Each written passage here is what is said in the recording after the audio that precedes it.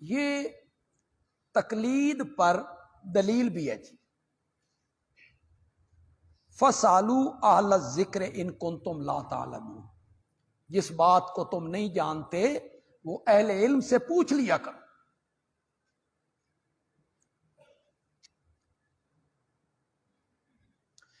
اتنی بات کی تو آپ کو خبر ہوگی، پتہ ہوگا کہ عقائد میں تقلید نہیں ہوتی، اصول میں بھی نہیں ہوتی. اصول میں، عقائد میں کوئی تقلید نہیں. جن آیتوں حدیثوں کا معنی مفہوم بالکل واضح ہے اس میں کوئی تقلید نہیں. غیبت نہ کرو، اس میں تقلید کی کیا ضرورت ہے جی؟ کوئی ضرورت نہیں. کسی عربی کو اجمی پر، اجمی کو عربی پر، کالے کو گورے پہ کوئی فضیلت نہیں. فضیلت کا معیار تقوی ہے، اس میں تقلید کی کیا ضرورت ہے؟ کوئی ضرورت نہیں. ذہن میں رکھیں، اصول عقائد میں کوئی تقلید نہیں،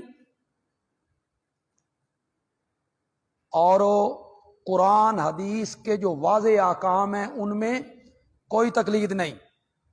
تقلید ہے وہاں جہاں حدیث قرآن سے ٹکرا جائے یا دو حدیثیں آپس میں ٹکرا جائیں. ایک حدیث میں کچھ ہو، دوسری میں کچھ ہو.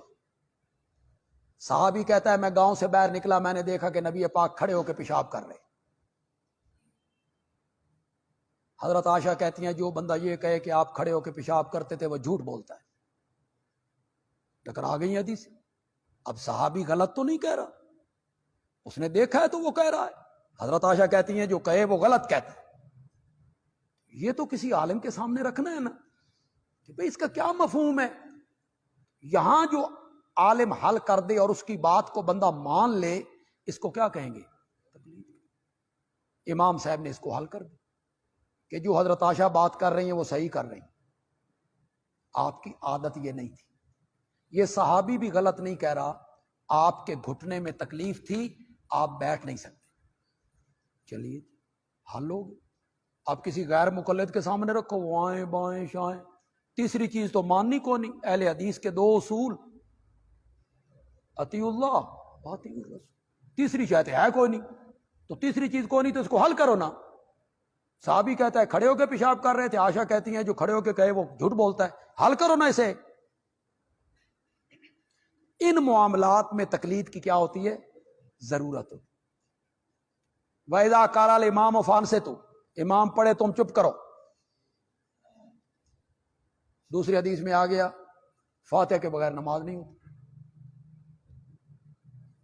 ایک حدیث کہتی ہے امام پڑھے چپ کرو، دوسری حدیث میں آیا فاتحہ کے بغیر نماز نہیں. کرو حل. تم جو اہل حدیث ہو تو دونوں پہ عمل کرو نا. حدیث اہل حدیث جو تو دونوں پہ عمل کرو نا. تم نہیں کر سکتے ہو. یہ امام اعظم کا کمال ہے، سب حدیثوں پہ عمل کر کے دکھاتا ہے. امام صاحب نے فرمایا میں حل کرتا ہوں. نمازی کی تین حیثیتیں ہیں. الگ نماز پڑھ رہا ہے جیسے ہم سنتیں پڑھتے ہیں، امام بن گیا ہے یا مقتدی بن گیا. تین صورتیں. جب الگ پڑھ رہا ہے اور امام بن گیا ہے، فاتحہ کے بغیر نماز نہیں ہوتی.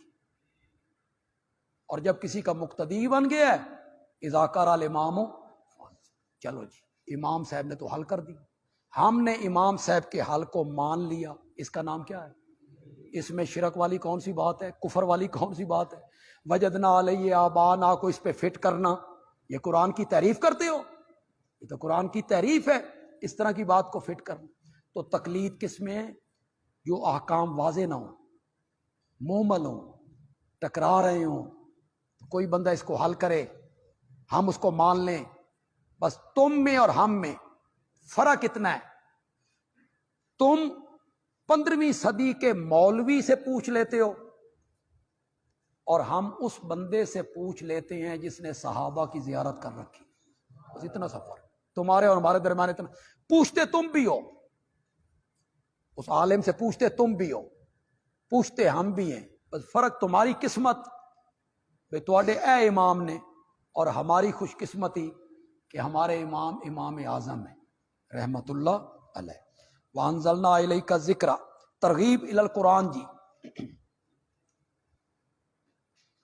جواب شبہ کے بعد ترغیب الی القرآن، اور ہم نے اتاری تیری طرف نصیحت لتبین للناس، تاکہ تو بیان کرے لوگوں کے لیے ما نزل الیہم، جو کچھ اتارا گیا الیہم ان کی طرف، یعنی ان کے فائدے کے لیے قرآن، ولعلہم یتفکرون